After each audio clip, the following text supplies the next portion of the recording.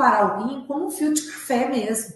Um filtro tá novinho, o que que acontece? Passa o líquido, mas não passa pó, né? Então, o rim, quando funciona direito, passa a urina, mas não passa substâncias que não podem. E nesse caso, quais são as substâncias que não podem?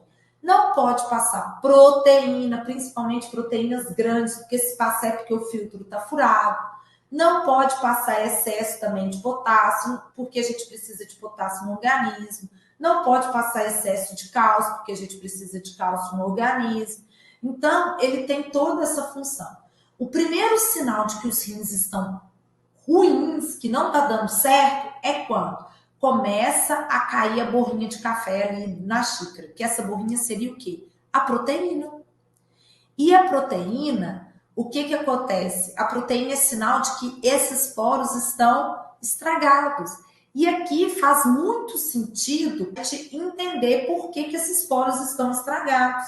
E aí a gente volta lá e vê quais desses motivos aqui estão estragando os glomérulos, esse novelo de linha.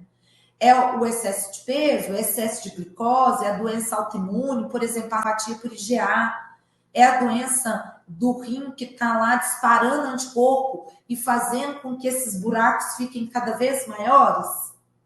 E aí é que vai o primeiro conceito dessa entendimento, que para a gente desinflamar o rim, a gente tem que entender o que provocou aquela inflamação, aquela lesão no filtro, a ponto de sair o pó na xícara, que seria a proteína. Por isso que a proteína, muitas vezes, é o primeiro sinal de que as coisas não estão bem.